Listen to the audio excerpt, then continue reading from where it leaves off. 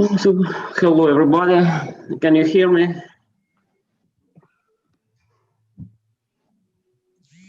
Okay, I hope so. So can you see the presentation? Yes. Yes. Yes, everything's fine. Okay, thank you very much. Yes. Good. So let's begin. So I'm Alexander Okun, State Professor of Samara University. I'm historian, and so I will try to discuss with you the not history of Russia, but we'll try to answer the main question. So, what is Russia? Yes, because when I was asked to give you a lecture on Russian history, I thought that maybe it's be more useful to talk before about history of what we will discuss. So what is Russia? What is features of Russia as a country, as a culture, as a society, and what is the difference between Russia and all other countries, cultures, societies, and so on. And so next time I want to tell you that next time we will meet on Friday, and maybe if you have any special interests, in any period of Russian history or so any subject of Russian history, you can I think that you need to tell me in chat. So because I don't think that there is any sense to try to tell about the whole period of Russian history during 2 hours. So I think that it maybe will be more interesting to talk about some special subject or some special periods. Okay. Okay. So I think that you will have some time. Yeah. And I think in the end of our lecture, of our today's lecture, you can tell me what, if you have any special interest, if you have any special,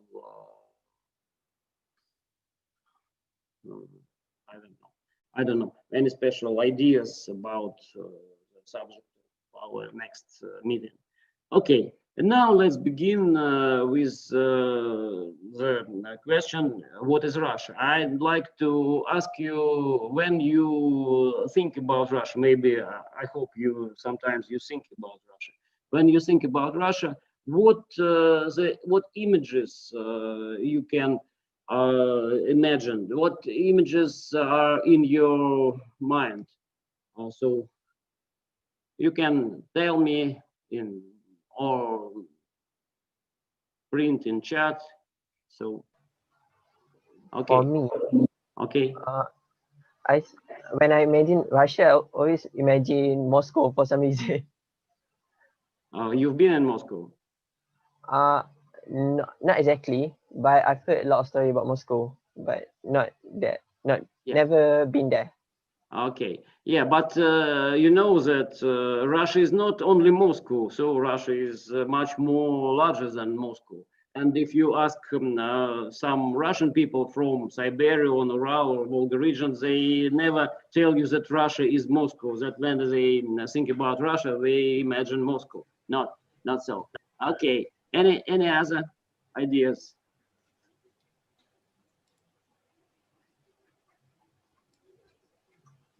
Okay, good. So let's let's begin. And so I want to tell you that when we talk about any country, any society, we should answer, when we want to answer the question, what is Russia, France, Malaysia, Germany, we need to understand, we need to answer several questions. So we need to understand several characteristics of that object.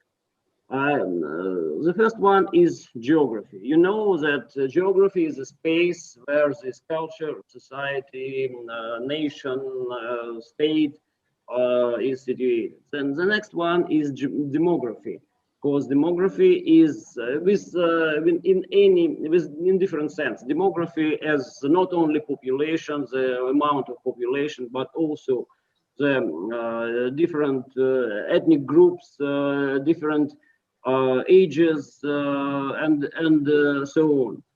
The next one, because demography, the population, the characteristics of population is a very important, resource of the development of the country, and a very important characteristic of the culture and society. The next one is the resources, because another one condition of living, condition of successful development of economy, successful development of life of the societies, quality of life is the amount of resources and difference of the resources which societies, this nation have. The next one is culture. So culture is one of the most important characteristics, because culture is the specific feature of different nations. The culture is, I think, maybe one of the most important characteristic of the history of the condition of the way of life, of habits, and culture in a very wide sense, including anything, not only art and literature and anything, but also religion, also the way of life, also the habits, and so on. The next one is political system, the way of government, the way of the political relations, the kind of political relations between society and the power, the society and the state, and the evolution of the political system. And the next one is international relations, because all nations, all states are not in the are situated in space or in some empty places. All of nations and states have neighbors, have very different relations in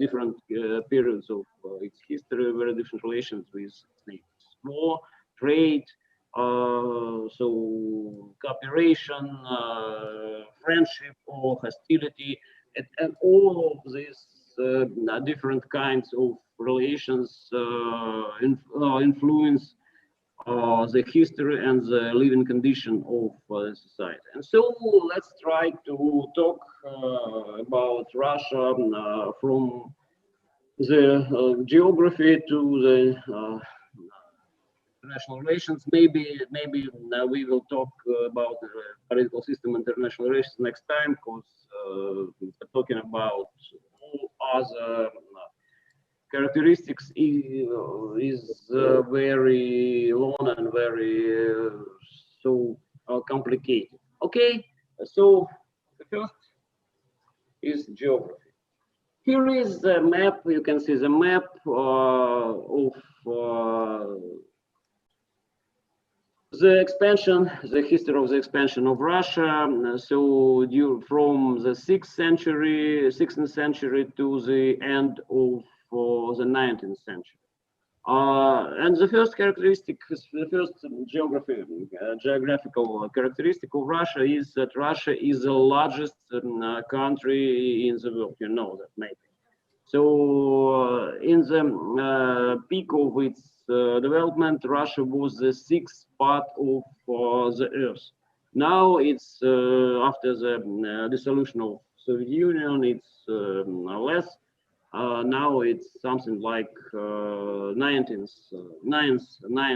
part of the Earth. And you can see that the beginning of Russian history is very rather small part of northeast, northwest, so excuse me, northwest part of the modern Russia, the region around Kiev, Moscow, and Novgorod. And during its history, it expanded its territory, but Russia had very limited possibility to expand its territory to the west because of the Western, the European countries, and so it had very limited possibilities to expand to the south because of Persia and the Turkish Empire, so Ottoman Empire. And so one of the most important way for expansion was the east way. And you can see that during the different periods from, especially from 17th century, one of the most important, one of the most permanent way of expansion was the east way. So Siberia, Far East, and so on. And so Russia, in the end, Russia reached the Pacific Ocean, and so became the largest Eurasian empire from East Europe to the China, from East Europe to the Pacific Ocean.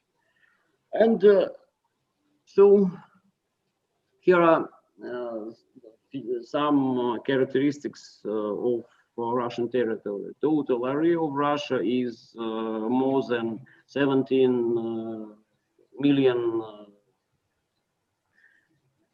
kilometers, so more than 6.5 million miles.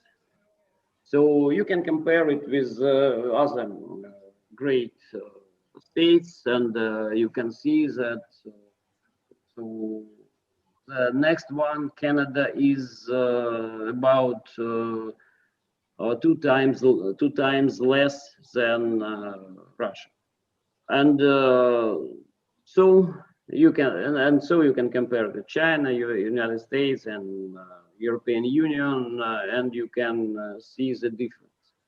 So Russia has 11 time zones, and we can say, as in 19th century was said about British Empire, now we can say about Russia that the sun never sets on Russia, because when it is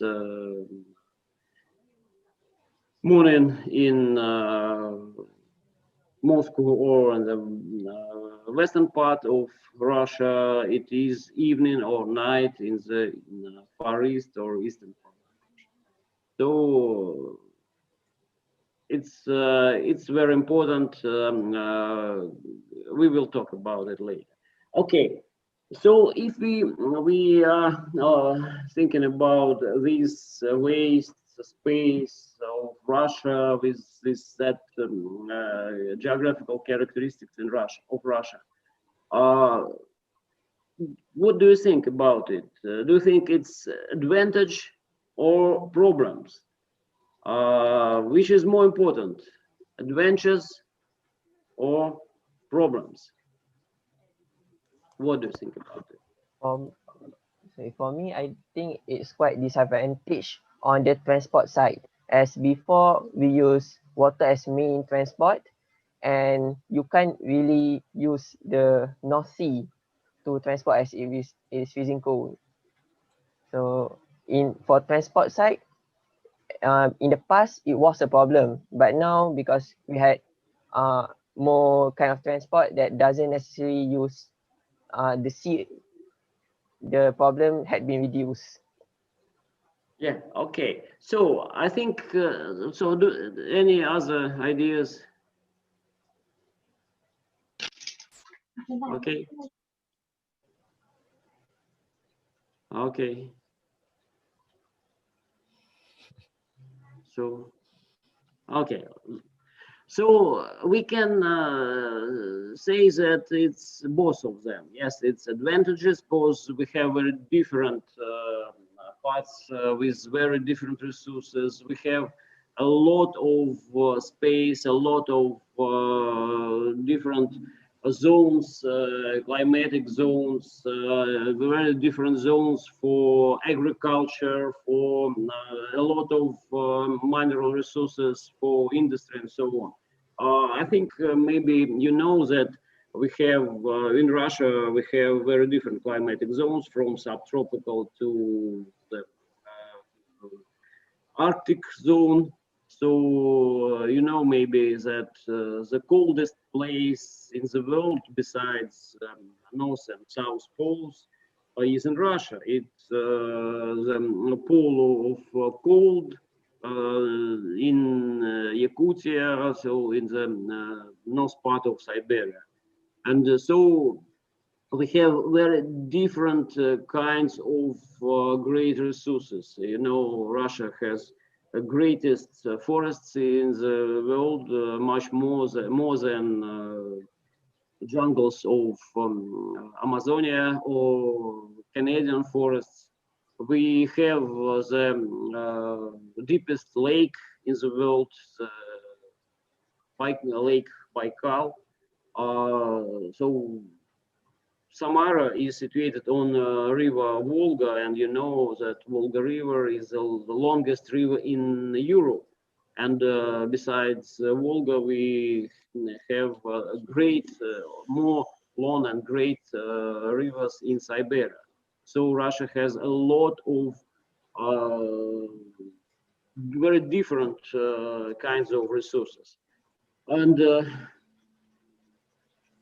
and of course it's all that things are advantages. And what are the problems?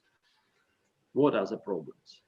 Maybe okay, can you think about problems of the great space which you need to control, to govern, to and so on?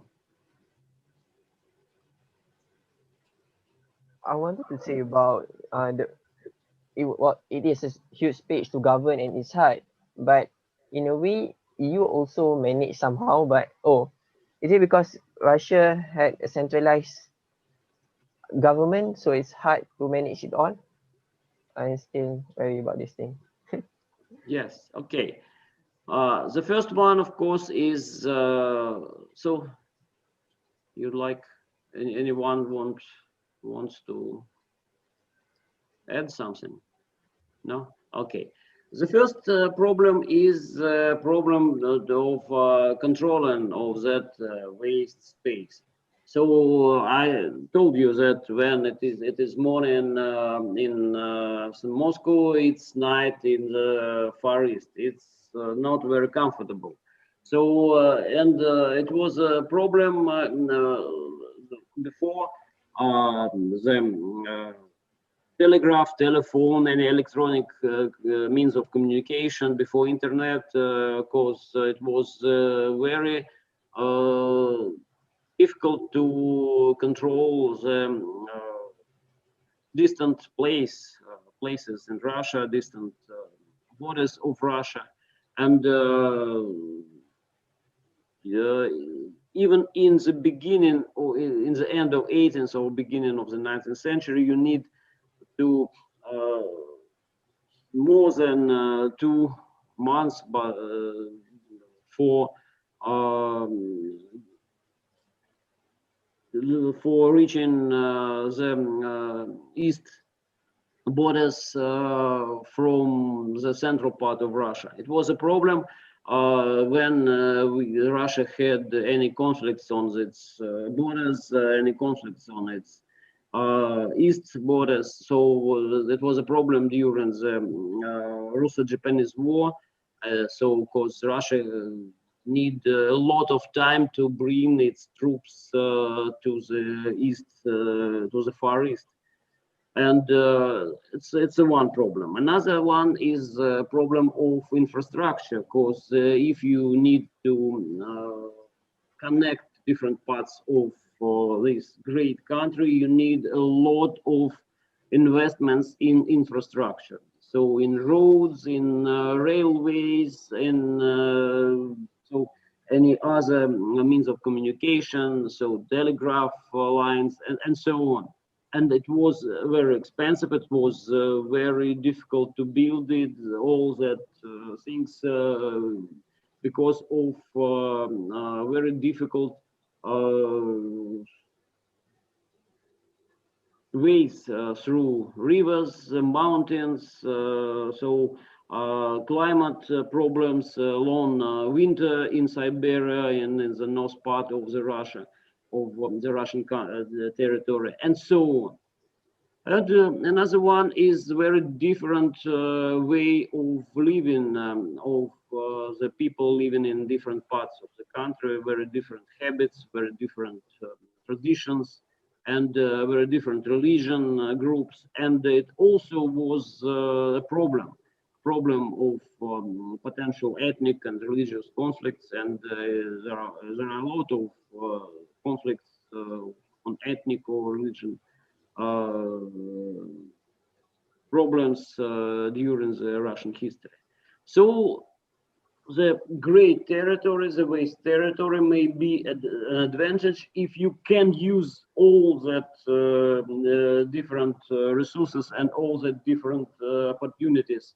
And it may be a problem if you have if you don't have enough capacities to control, to govern, to develop very different parts of the country. And in different periods of Russian history, Russia had also had the advantages and problems because of its great territory, because it's vast territory. So, as I told you, one of the problem is the problem of communication, and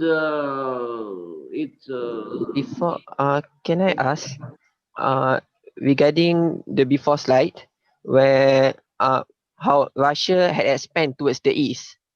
Can my hypothesis be accepted? Why did Russia start conquering towards the east? Because when the soldier had already moved to the east, so they just follow their momentum and keep expanding toward the east rather than going back to the original Russia land and move toward the west or the north. Okay, so I think the problem was that the way of so economic activities, agriculture, and demanded to explore new places, new fields, and so. And another one, it was that Russia, the political system of Russia was so it was empire, maybe in from the beginning of 18th century, and empire can it's a very expensive way of government, and empire needs to expand, to be to include more and more places, more and more people, and so on. And it was a problem to move to the west, because there were rather strong European countries, and Russia tried to do it. So Russia seized the Baltic states. Russia tried to include, Russia included in the 18th century part of Polish lands. Russia expanded to the south and included Caucasus and part of the Central Asia. But so it was limited by other great empires on the south, Ottoman Empire and Persian Empire, and in the west, part it was limited by European countries. And so expansion to the east was much more easier from the political sense. It was very difficult and very expensive on economical basis because there were no roads, there were no cities, there were no some comfortable ways to move to the east, but it was easier on political sense. And so it was very rich lands, rich with very important so goods. We will talk about it. It was very rich with fur, and fur was one of the most important part of Russian export to Europe. And there were no great states, no empires, and so there are not a lot of population, and so they could not oppose Russian power.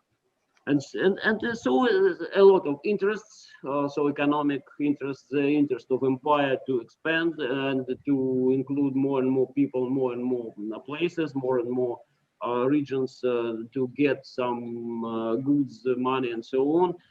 The interest of in goods that Siberia, that East place could give to Russian Empire. So all that things so connected, and so East was one of maybe the most important dimension, so the most important direction for the Russian expansion. Okay. And so, but it was not enough only to say all that places. It wasn't enough only to declare that this part of the earth now is a part of Russian Empire.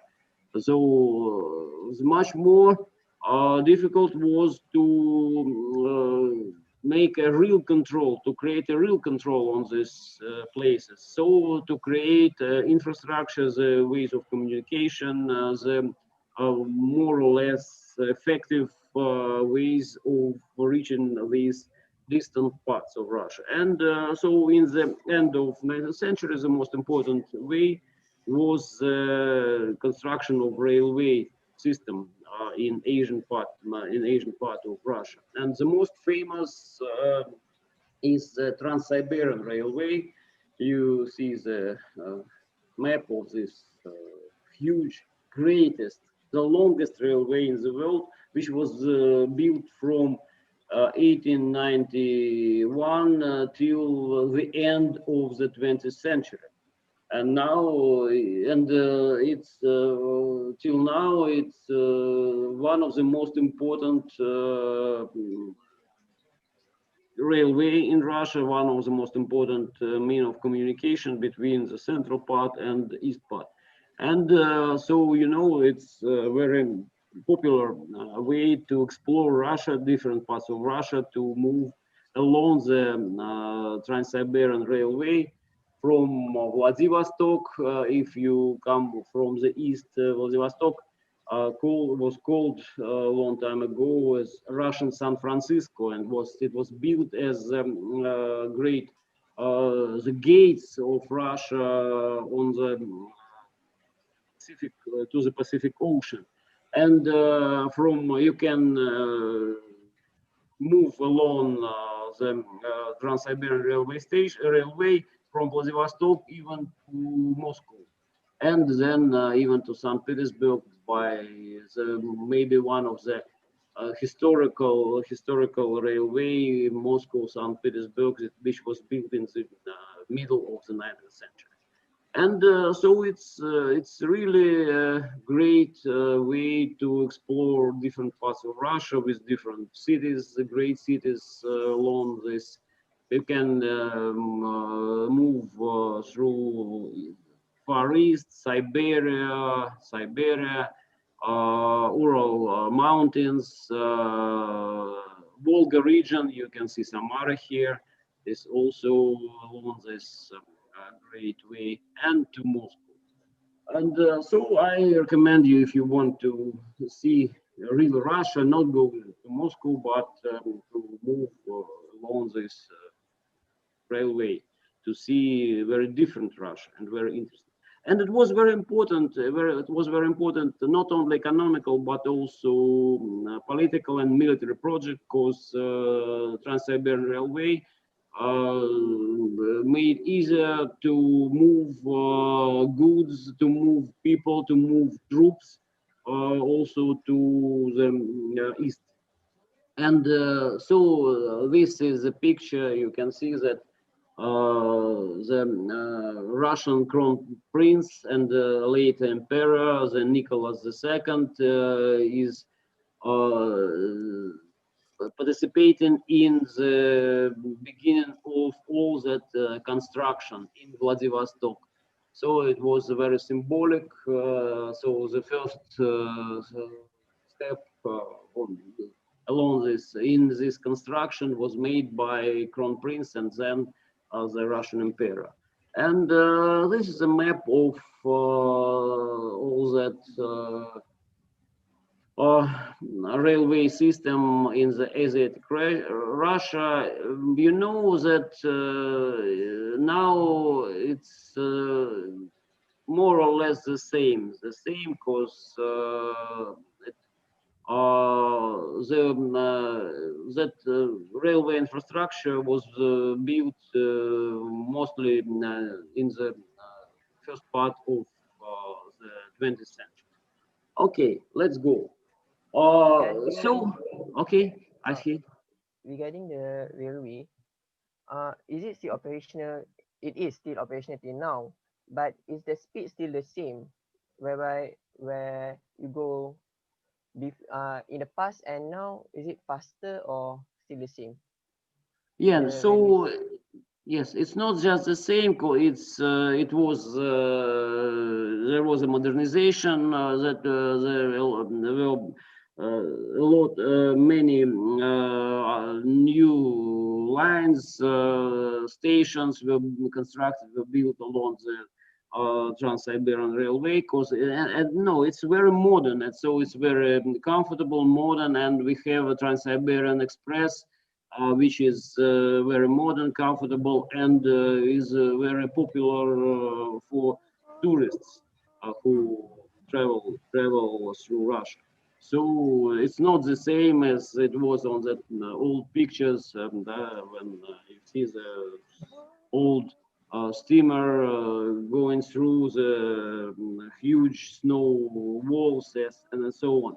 No. It's now it's very comfortable and pleasant to go there. So after the pandemic, I recommend you to try to do it. It will be very interesting. Okay, let's go to the next. Yes, you want?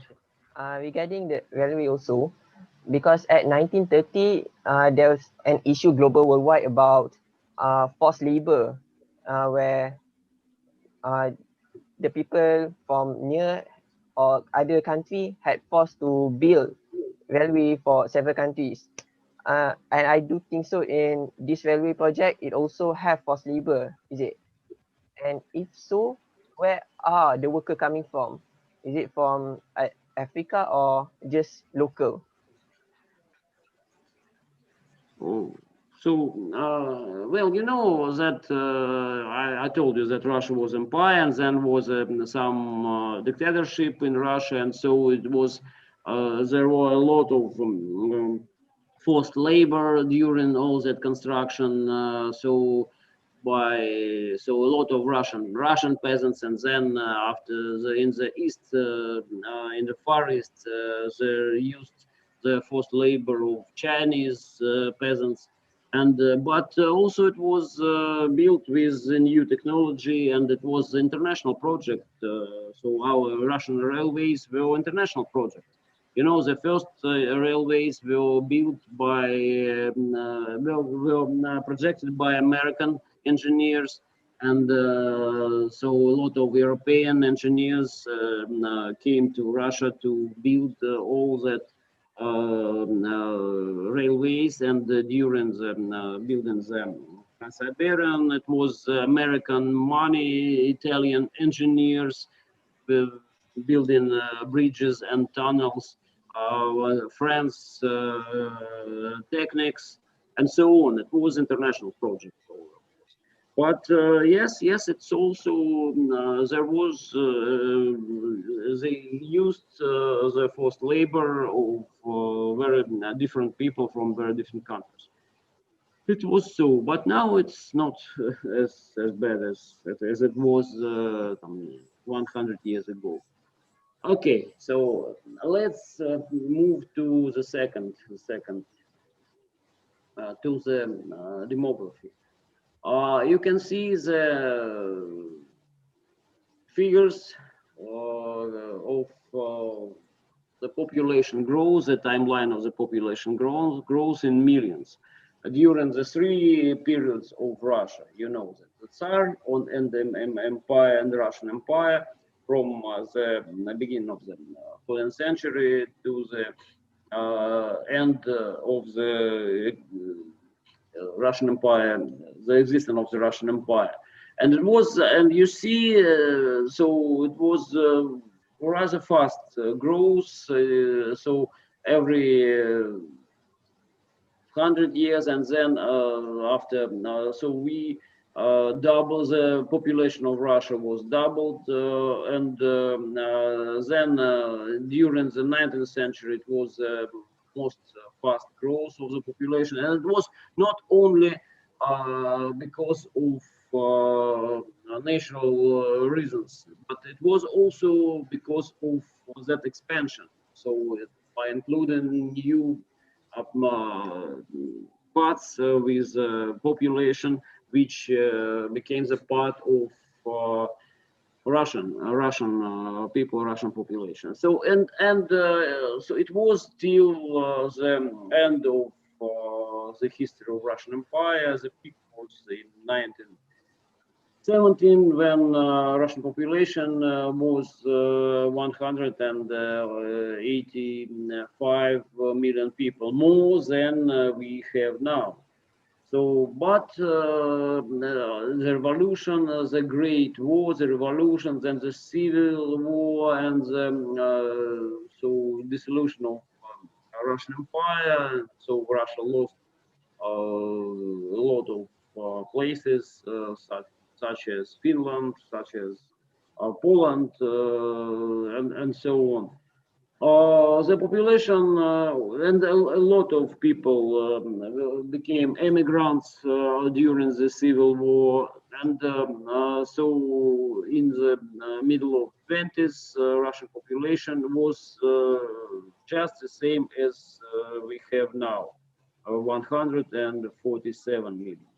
And so after that, the new period of population growth began, even Great War and the great losses of Russian people. You know, we lost more than 27 million people during the Second World War. It was the greatest losses of all the countries which participated in this Second World War.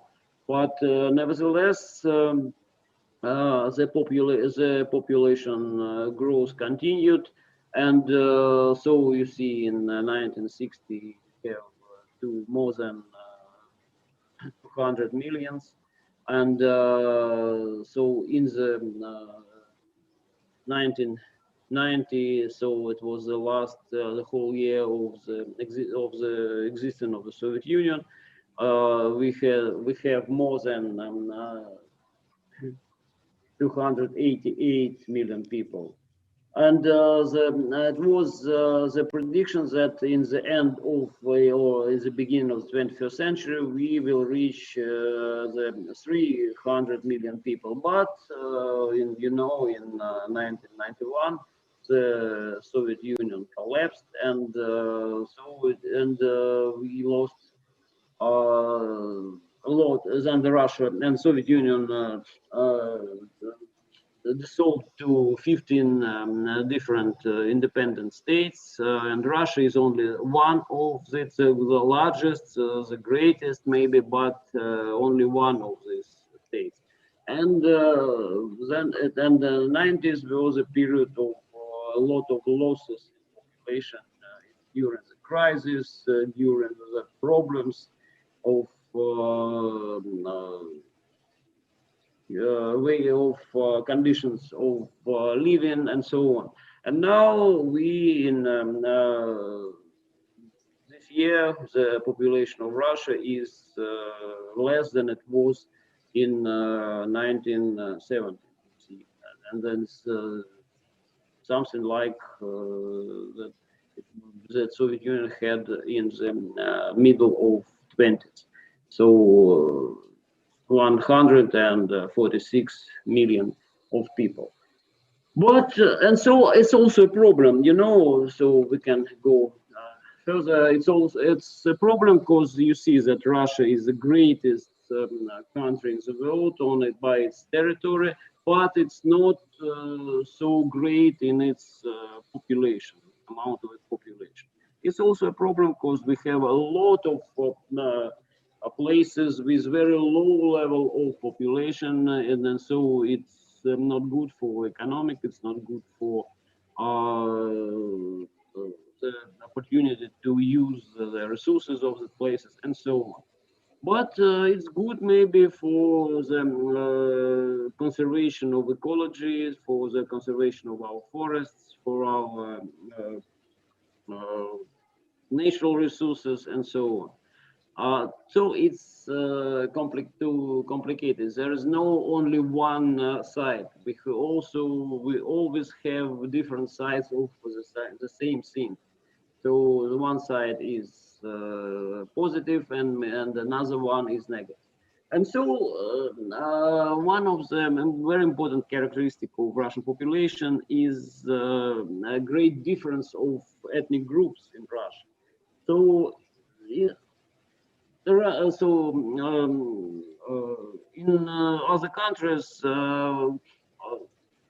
there is idea that no, it's natural, it's very natural. The population of Russia is Russians, yes, so only Russians. Everybody is Russian.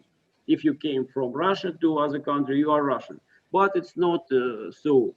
It's not exactly so. So there are more than 120 different ethnic groups in modern Russia. And you can see this diagram which illustrates yes, of course, more than 80% of Russian population are Russians, but almost 20% are different, are composed from different ethnic groups. The largest are Tatar, Ukrainian, Bashkir, Chuvash, and so on.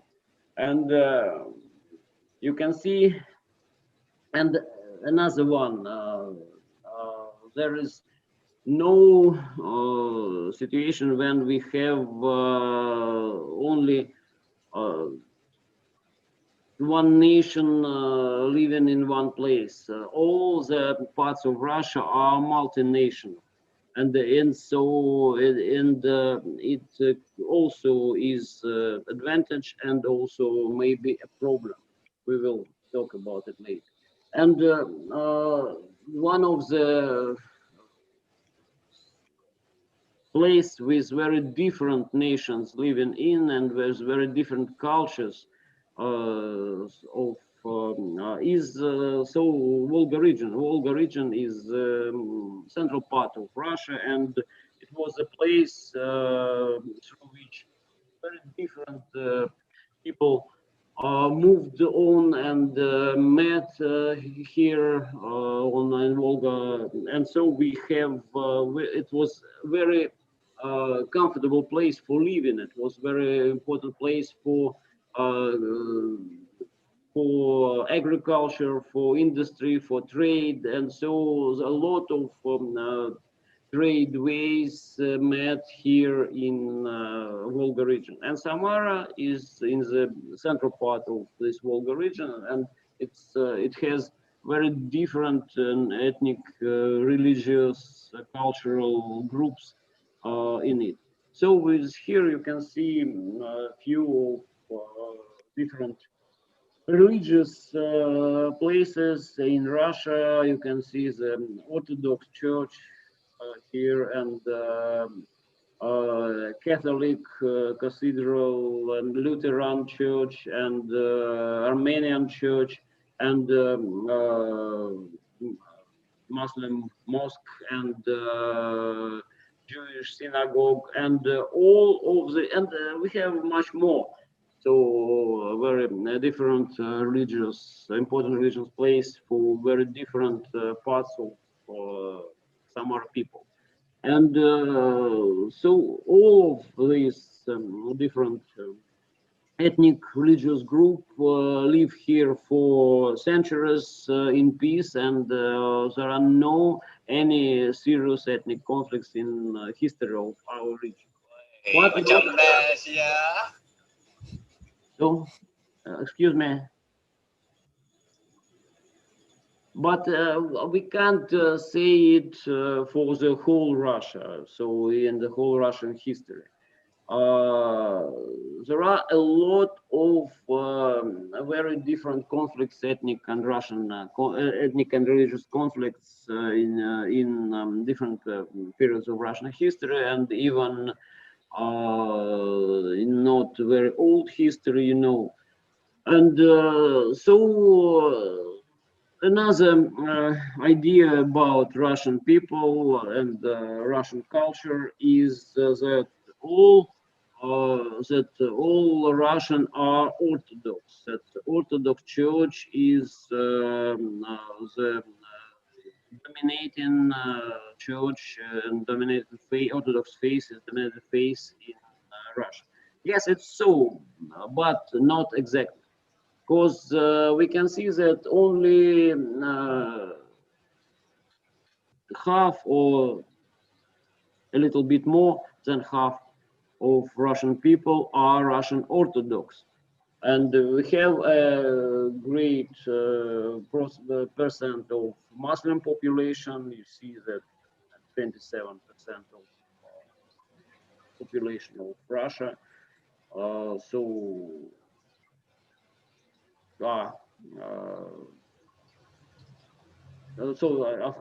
excuse me. So not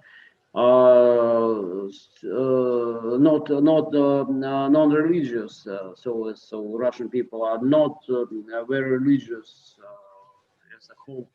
We have a rather large percent of Muslim population and so on. And you can see that diagram, and you can see very different parts, so very different religious groups with different religious affiliation in Russia. Is that the diversity, ethnic, cultural, religious, also advantage or problem? And so, can you tell me something about it? Do you have any ideas? Is it advantage or problem for Russia as a community, for Russia as a state? For me, this is a theoretical. If a country is heavily dominated on a religion, it could produce a stigma to other religion. But in the case of Russia, I think it is lessened, but the diversity in other religion is still might be a problem a little bit, because they are just a small portion. Yeah. So any ideas? Okay. So diversity is an advantage, yes, of course, because diversity creates a very different ways of life, very different traditions, and it can enrich the cultural community, that is all that cultural contacts are very important. But if all that contacts between different ethnic and religious groups are peaceful, so are common, so mutual with mutual understanding, and so and we can create on this base a multicultural community. And so, but in the periods of crisis and the periods of internal economic and political problems, it may be also a problem because it may create difficulties, it may create conflicts on this ethnic and religious basis. And so in different periods of Russian history, we also had this during the, it was during the expansion when Russia tried to include the parts of the territories with different ethnic and religious communities, and it was sometimes it was a real problem, even religious wars and so on. But that's the same thing. If you can use these differences, if you can create the united multicultural community with all that cultural, religious, traditional enrichment, and so it will be an advantage. And but it's so you need to have tolerance. You need to be wise, and you need to provide very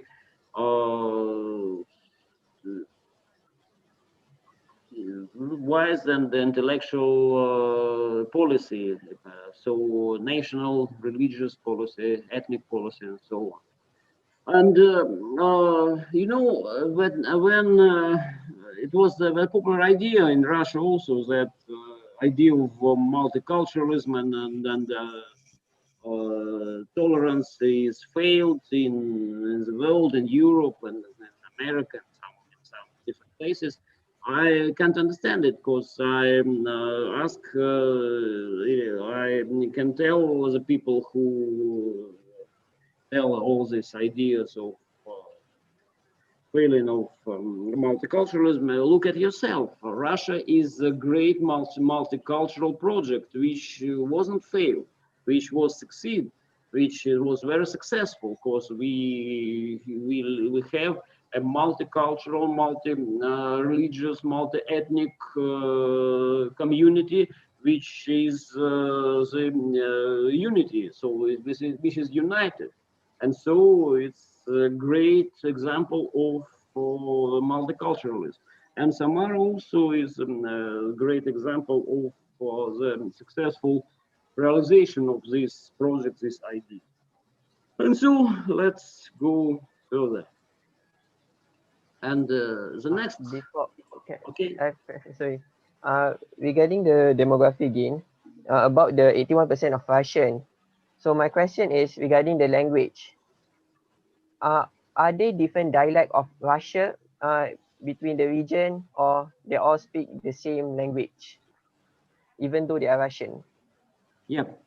Yes, so it's a good question because it's also a problem of communication between different ethnic groups, different cultures, and so on. The problem was solved in Russia before the Soviet Union, before the Soviet national politics. So it was solved in, I think, 19th century, in the beginning of the 20th century, when the system of public education was created in Russia, and so the it was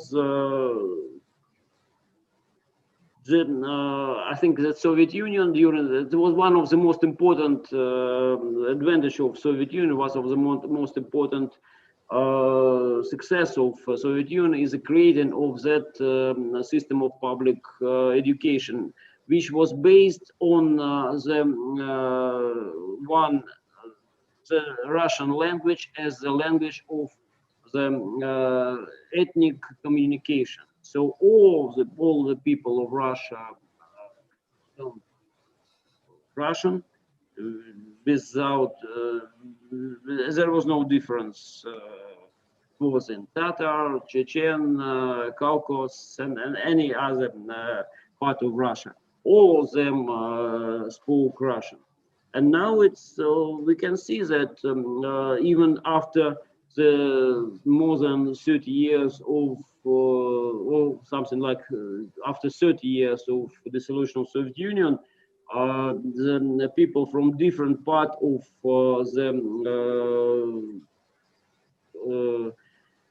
different part of the Soviet Union are now different independent states still speak Russian and can understand each other. And at the same time, they had during the Soviet Union more and during the Russian Empire less, they also had the opportunity to say their own language, to speak their own language, to have their own native language literature, their own native language culture, and so on. All that different people, different ethnic groups in Russia, except Russian, were bilingual. They talked on at least two languages, Russian and their own native language, and it was good. The result of the Soviet national policy. It's one of the most I suppose it's one of the most successful, and now it has its results. So we can speak with Georgian, Estonian, I don't know, Ukrainian,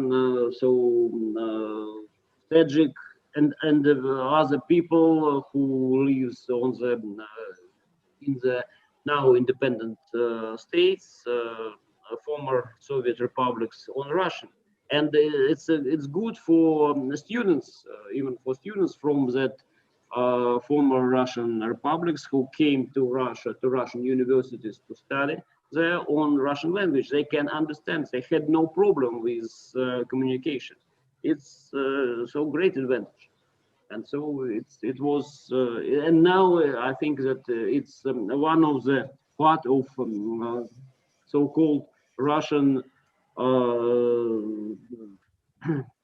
soft power or smart power on the post-Soviet in the post-Soviet space, in the former Soviet republics.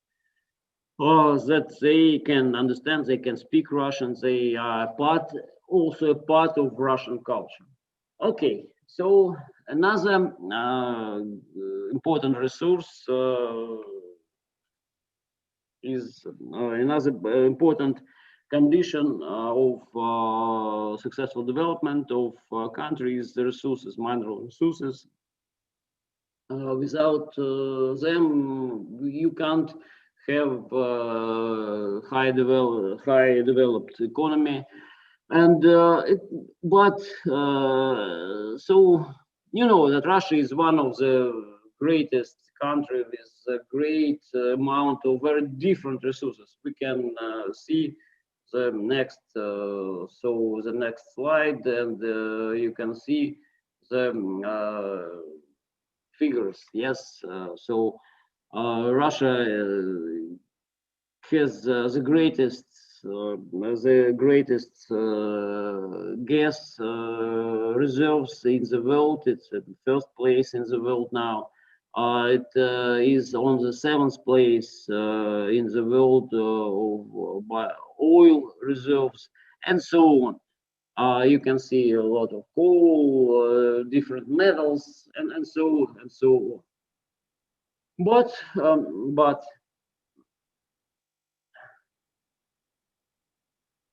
also sometimes great amount of different resources may be not only advantage.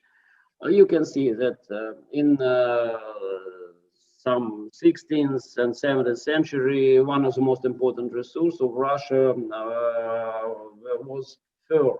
The fur trade was one of the most important export for Russia, and so all Russian furs were very famous in Europe, the fur from Siberia, and so on.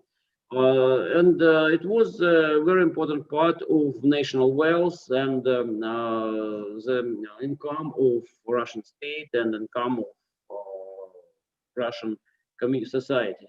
Nowadays, you know that the most important resources of Russia are mineral resources such as oil and gas. But so we can understand that the resources are very important. There's a great amount of different resources is advantage and nothing else. But there is rather popular theory, idea in modern sociology and politology, the so-called the resource curse. Resource curse. Have you ever heard about it? The idea of resource curse.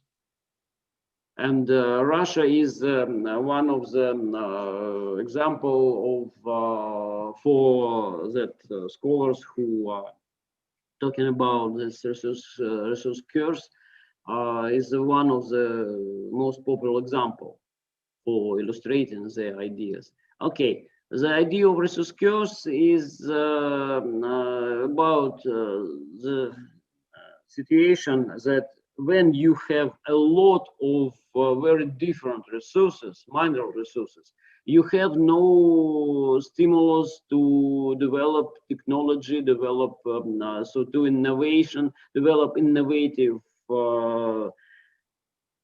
fields of economy and so on. You can change your resources for all the industrial goods, for all you need.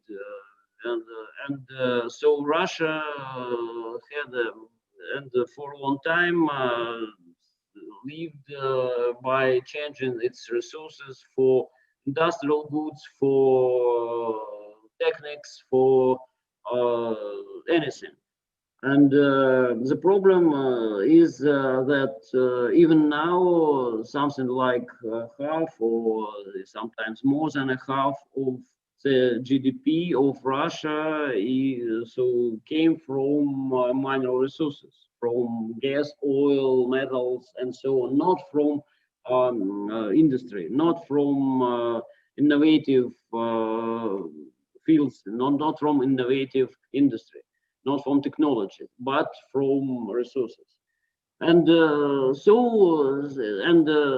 some scholars think that it sometimes resources may be not advantage but a problem, because they if you have a lot of it, you are not going to be very innovative. You don't need to be very innovative, because you can buy anything for your gas, oil, metal, fur, wood, and anything. And so, okay, the example is if you know, do you know that which are the main goods in trade between Russia and Malaysia? What Russia exports to Malaysia?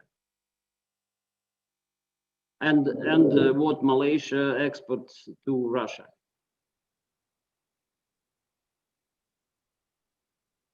So do you have any ideas?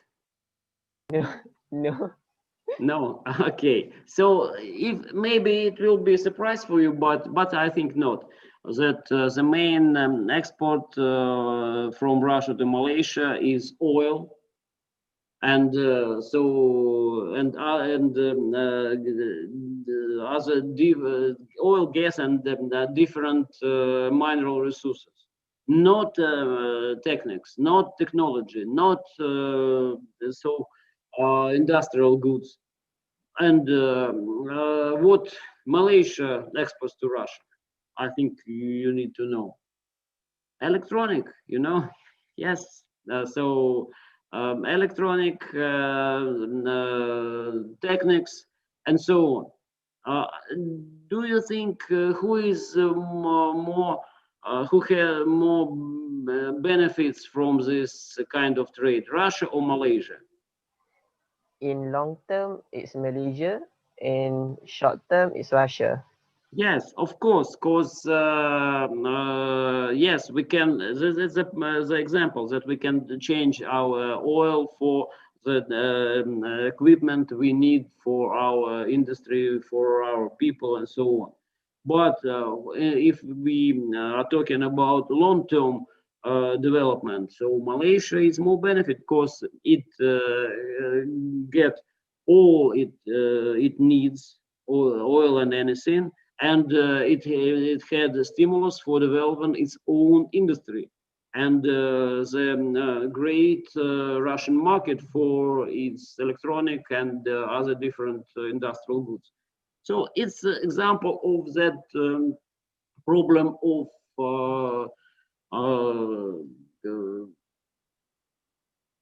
resources as the frames of these ideas of resource curves.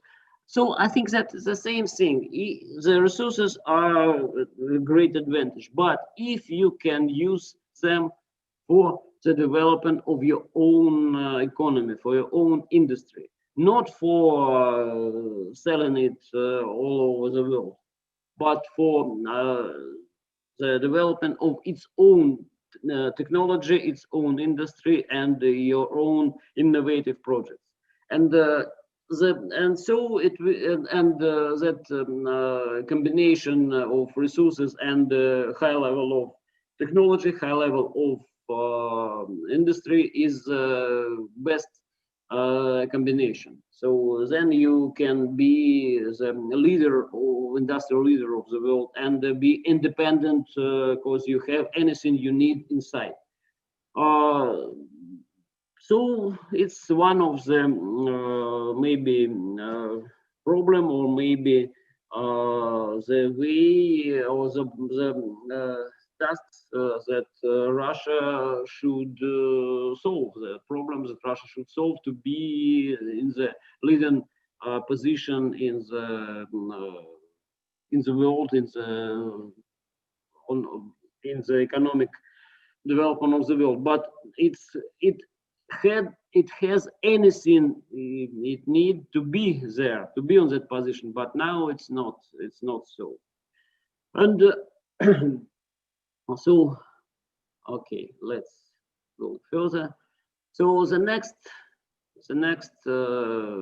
part of the characteristic of community, of state, of society is culture, of course.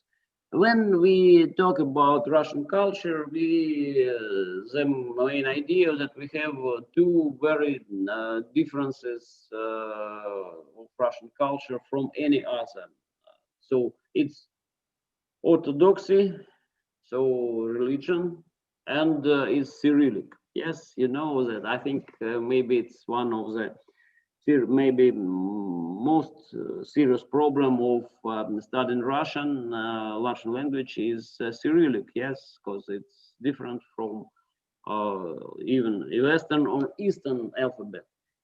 You can see that old Cyrillic alphabet. I hope you don't study this one because it's not so easy.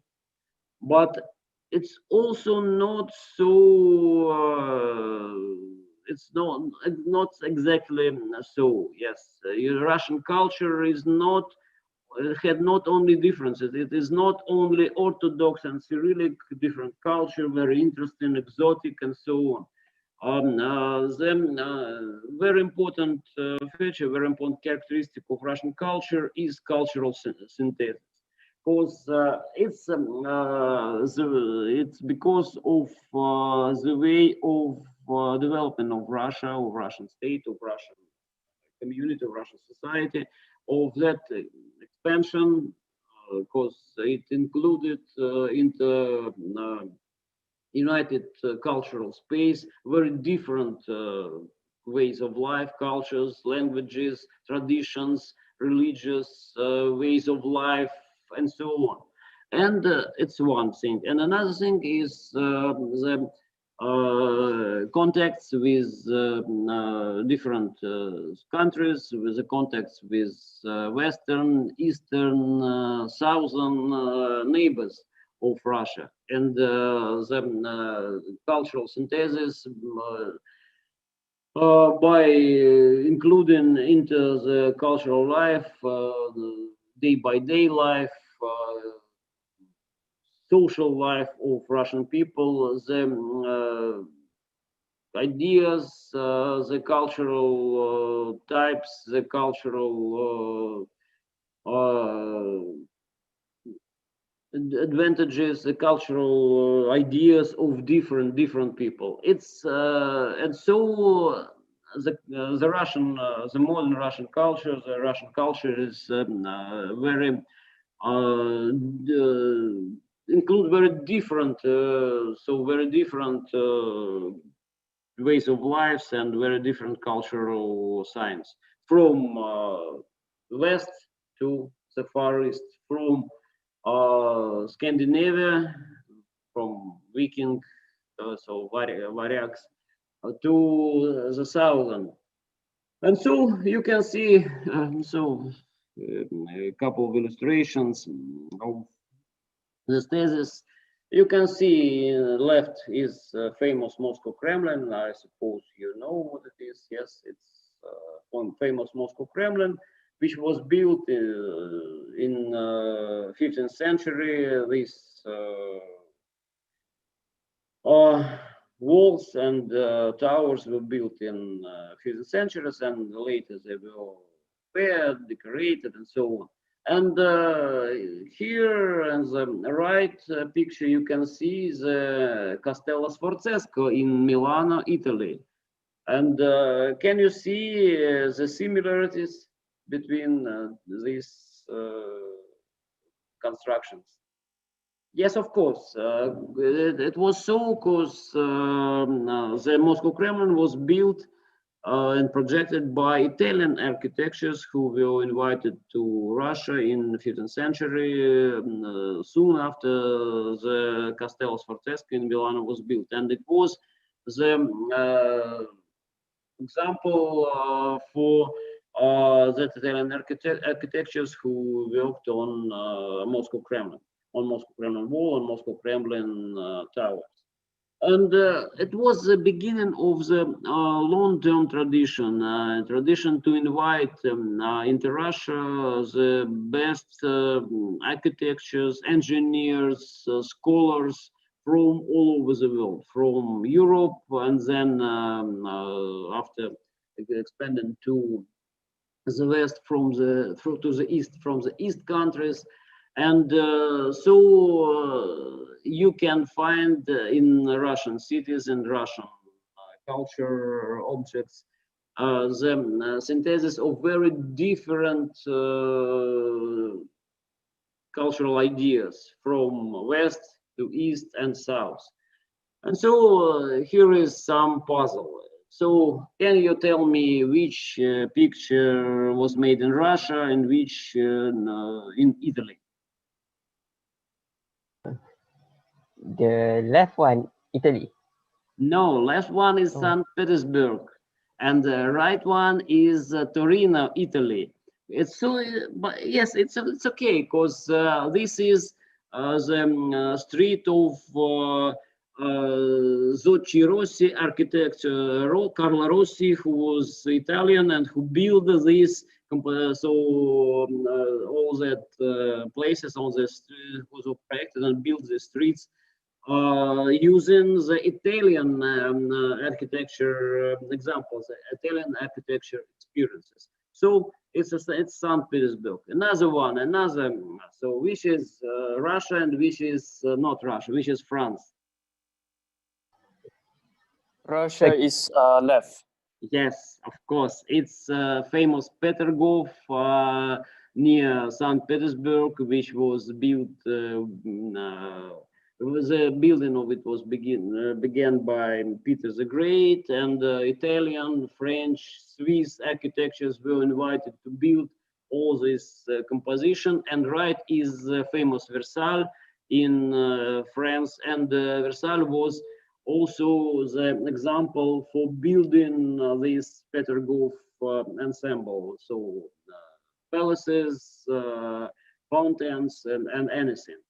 And we can find a lot of examples of that cultural synthesis when you can't understand for the first time where are you, in Russia or maybe in France or in Italy, in Russia or maybe in China. If you come to Kalmykia, so the Buddhist part of Russia, you can find Buddhist temples, just the same as you can find maybe in China, in Thailand, in very different East countries, East cultures. And it's the characteristic of the geographical position of Russia between East and West. It connects different cultural influences, connects different religious, architectural, literature, and literal and others traditions in its cultural life. So cultural synthesis is the most important characteristic of Russian culture.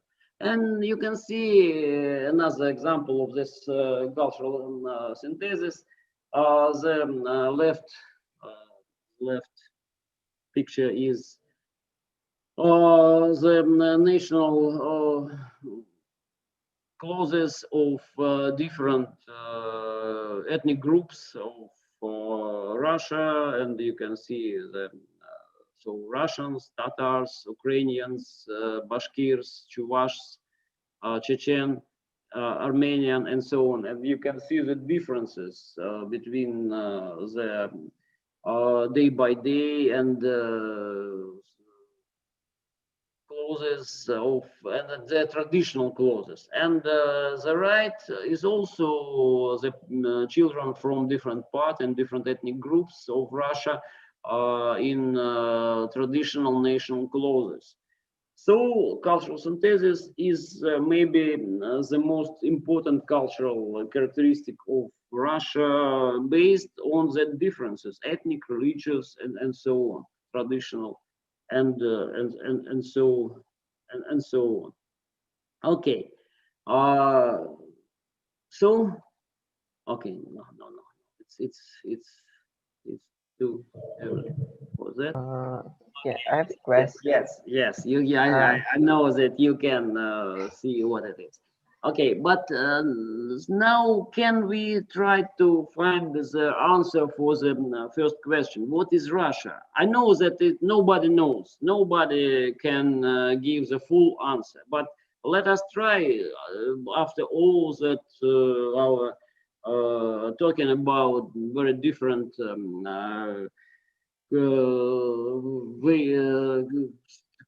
very different sides of Russian life, of Russian economic, cultural, ethnic, demography, geography, and so on. What is Russia?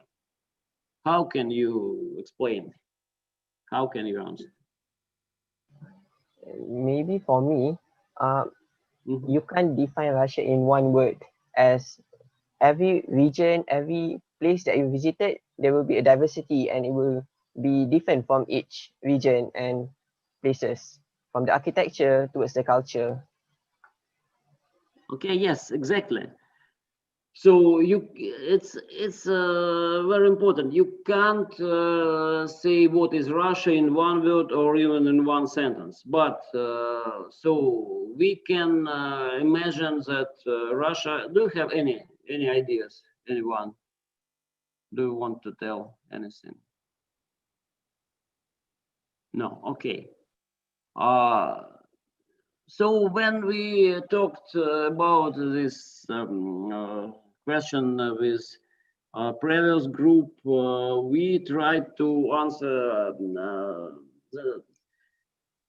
in such way. So we can say that Russia is the whole world, which is consisted from different worlds into it. And so Russia is not one only national country, or Russia is not only economy, Russia not is only Orthodox culture, Orthodox religion. It's much more than that. It's different, it's consists from very different parts, very different even yes, very different worlds with each one had its own way of life, its own culture, its own language, its own religion, its own tradition, and so on, so on. And you can spend all your life trying to understand what Russia is, trying to study Russia with all the different, from all the different sides. And I'm afraid that you will not succeed. You will not be successful. So Russia is is too much and too important part of the world, and I think that it's a main reason that it's very interesting to. I hope so that it's very interesting for you to. Study Russia, to study Russian language, to study Russian culture, to try to understand what Russia is. And maybe it will be an important part of your life and your experience. So welcome to Russia, welcome to Samara. And so as a little bonus for our talking, let's talk about Russia-Malaysia relations. So sorry, our German friend. So okay, let's go. So But before moving into the, I got a question regarding the culture. okay, If we search about Russian architecture, we could see how the dome of their building is colorful and multicolored. Is there a meaning or reason behind it? yeah. So yes, it's really so, but it wasn't so all the time. So you know, in Soviet Union it was not so multicultural. The problem was to build more and more and more building, more and more houses for the people, and Soviet architecture was not very interesting. We can see very different, multicultural and very with very interesting artificial parts of the building. It's buildings of the 18th, 19th, and the beginning of the 20th century, and so the last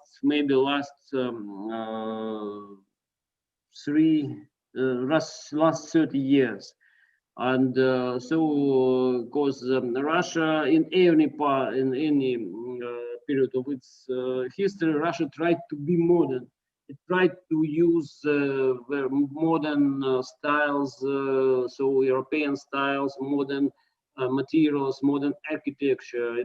So you can see So Samara is also a very interesting part because it was built. It was founded in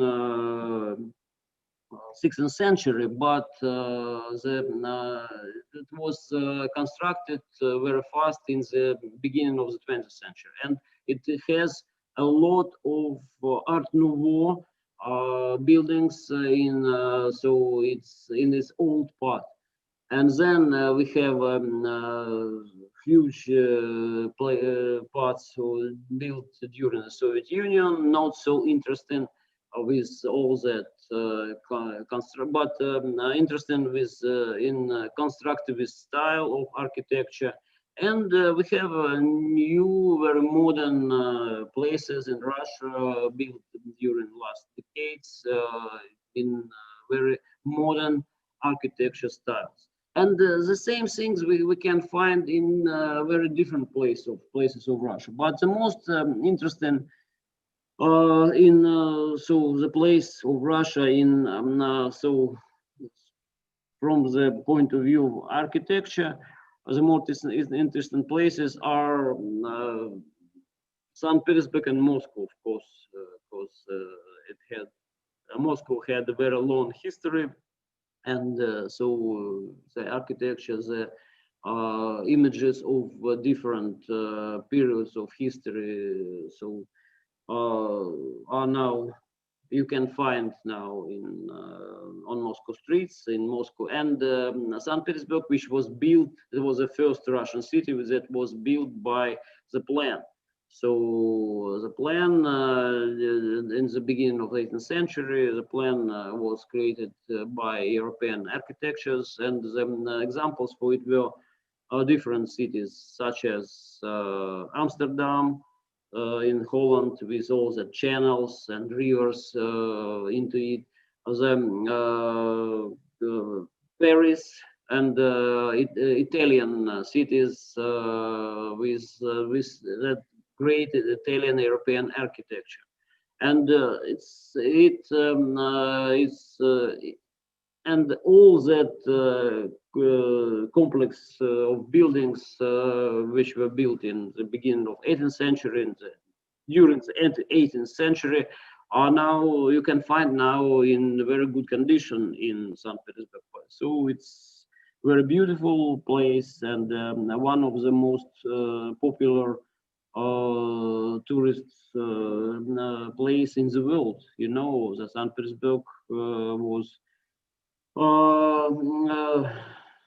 awarded last year, so it was known as the most popular tourist place in the world. So, and it is so. It's interesting to be there here, and it had a lot of very interesting tourist sites, museums, palaces, great buildings, and so on. So welcome again, welcome to Russia. I think that you will like it. Now, a few words about Malaysia-Russia relations. We talked about the trade between Russia and Malaysia. It's not very huge.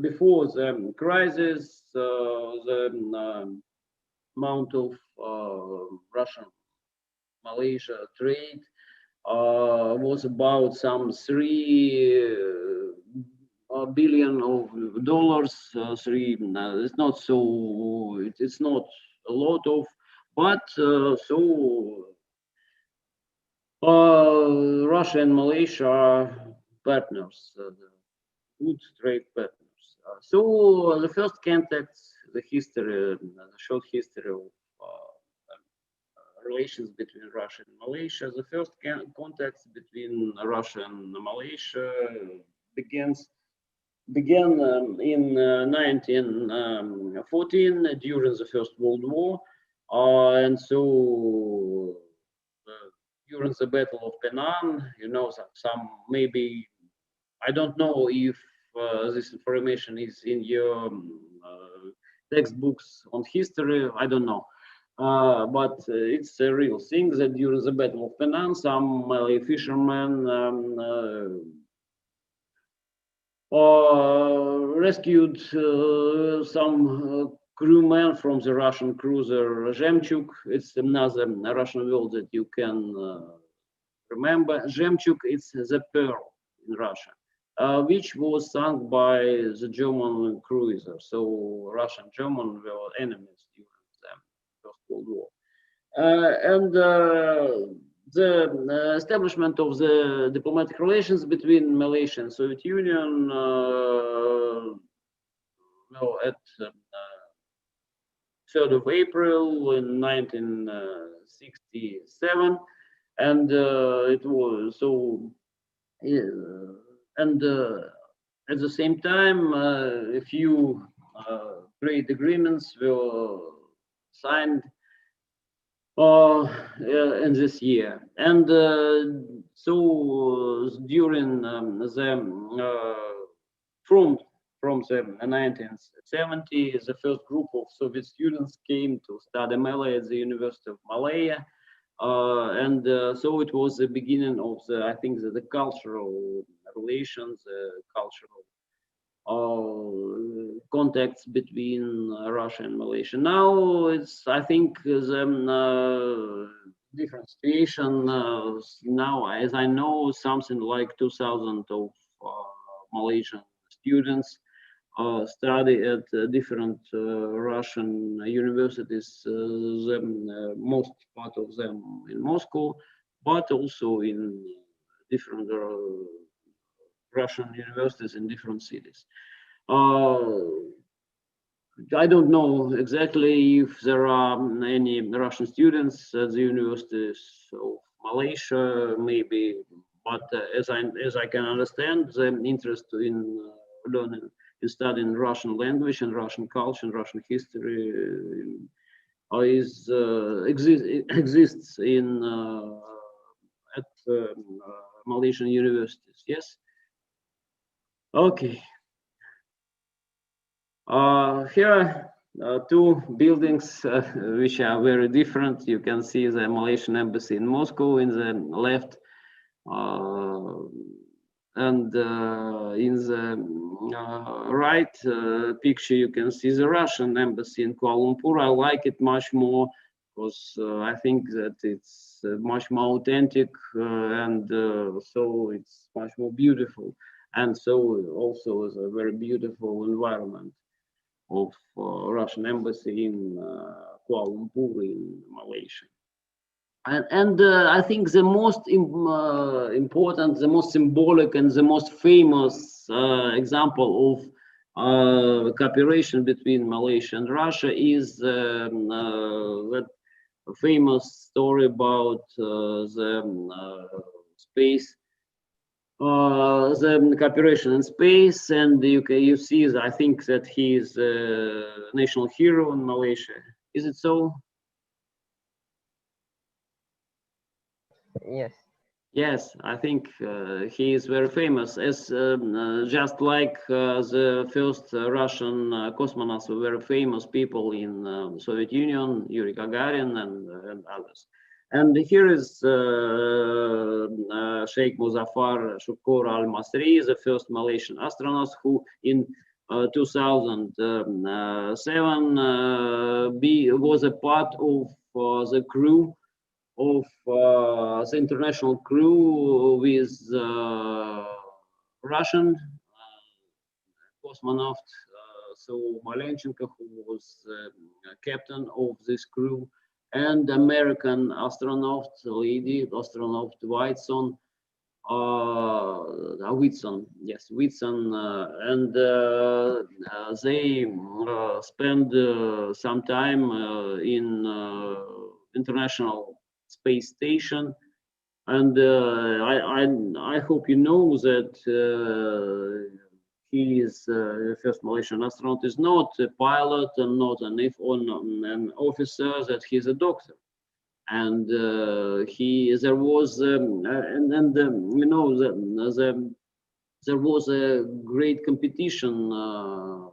So something like 3,000 people took part in the competition, and he won the competition and was chosen to be the first Malaysian astronaut. And he created a few medical experiments on the international space station and spent 10 days there, and then returned to the Earth. And this project was a part of the really wide and agreement between Russia and Malaysia, which included trade, economic, cultural, and the other different parts of ways of cooperation. And one of them was one of this ways was a cooperation in space program. And so the next picture, I think you know these people. It's during the St. Petersburg Economic Forum. So it's meeting between Russian president and Malaysian prime minister. And so I think that the relations between Malaysia and Russia, relations between the two countries have very good perspectives, because we have both of us have something to be useful for each other. So, and I think that one of the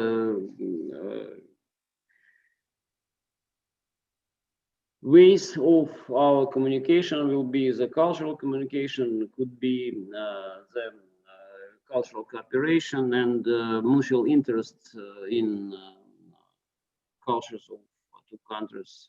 And I hope that your interest in Russian language and Russian culture so will be continued. And so, I have a question for you. So it's interesting for me. Why do you decide to study Russian? I think it's not easy for foreigners to study Russian. Is it you're connected with your future profession, maybe, or why? What's your stimulus, motives for studying Russian? For me, I wanted to learn Russian background, history, and culture in order to understand your education system. Because my dream is to understand the education system of the world, every country. So in order to know about Russia, I decided to learn their culture first, because culture and education is interrelated. How the education system works is based on their culture. And that's the reason why I take this course. Okay, yes, I see. If you have the special interest in Russian background, Russian culture, Russian history, maybe you have any ideas for our next meeting, our next, the subject of our next lecture, our next meeting. Maybe you have any proposals, any ideas? If maybe it's only interest for me regarding the education, but maybe a little about the education in Russia. How does it work? Okay. So any other ideas? To be honest, I'm a little interested in the judiciary system in Russia. How does the court works in Russia? Is it based on a federal type, or is it every territory has its own court system? So in terms of law, I'm very interested in that. Okay, we'll try to, maybe with some historical background of the development and creating the Russian so law system, the judicial system. Okay, so maybe it's and so it is connected with the very important historical periods of modernization of Russia, of then the revolution and all that post-revolution modernization and development of the Soviet state, and maybe something about post-Soviet period. Okay, so I'll try to do it. Okay, so I hear you. So any other ideas?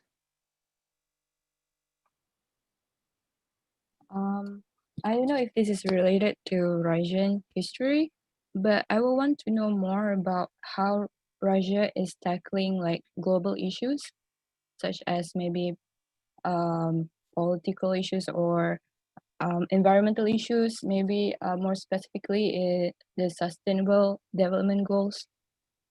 Yeah, I would like to know more about it if it's related. Yes, I'll try because it's very different. So subject. Okay, I can maybe we can talk next time on different topics. Maybe short pieces of some presentations, short presentations on different topics to make it more interesting for all of us, maybe a part of you, maybe not all. So, okay, any other ideas? Yeah.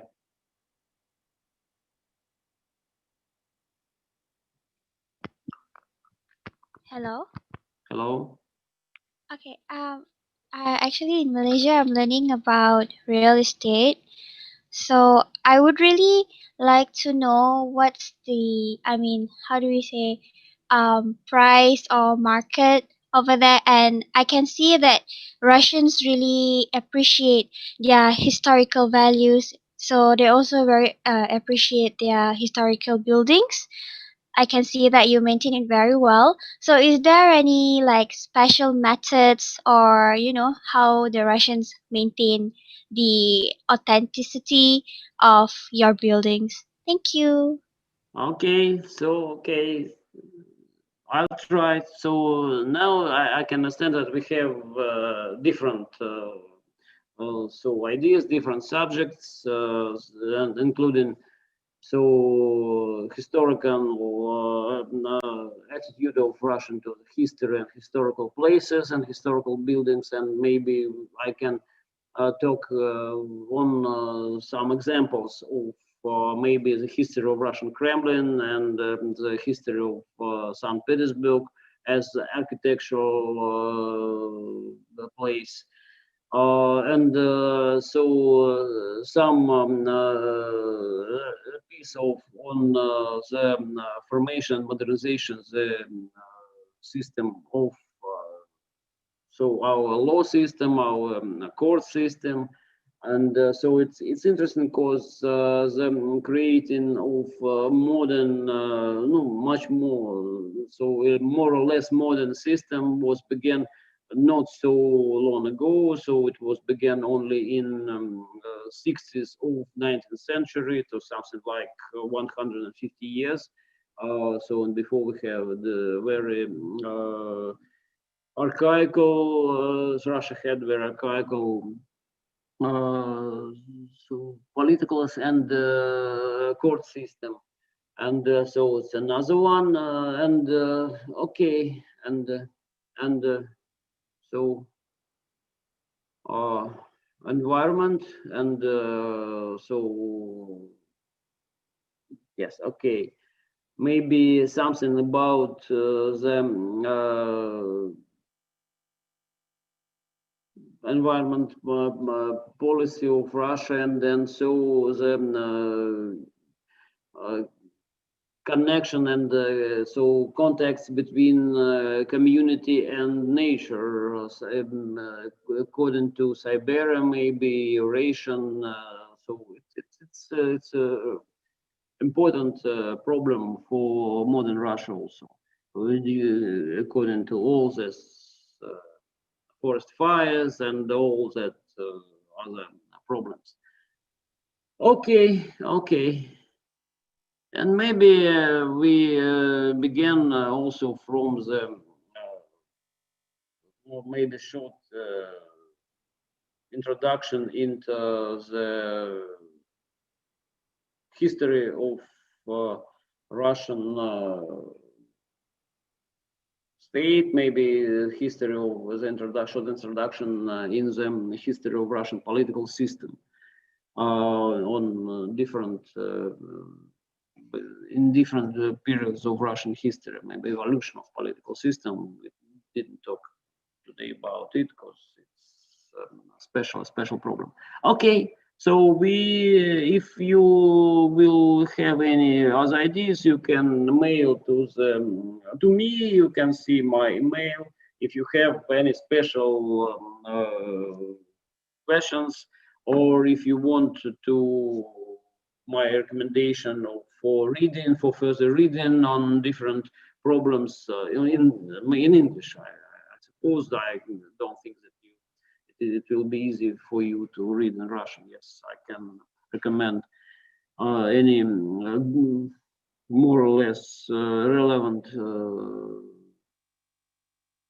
studies on different problems of Russian history, or Russian political system, Russian culture, and so on in English. So don't hesitate. You can mail me. Here is my email. So, okay, if you don't have any other ideas, and so we can finish so our lecture, we can finish our communication, and so mail, and bye-bye. Thank you for your attention and for your participation. It was interesting also for me to communicate with you and to understand what problems, what subjects are most interesting for you. And we will meet on Friday. So bye-bye. Bye-bye.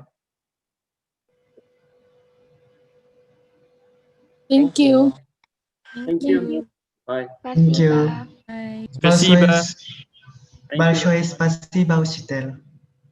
Great. Спасибо. Your Russian is great. Yes, I think that you have a huge progress in your Russian studies. Okay. Thank you. Bye-bye.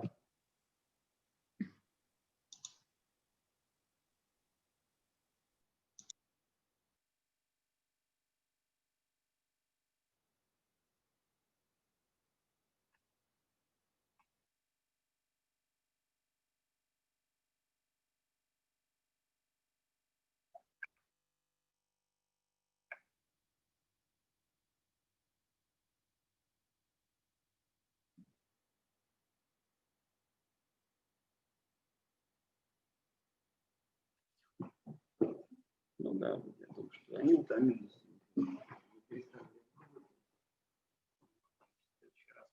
Они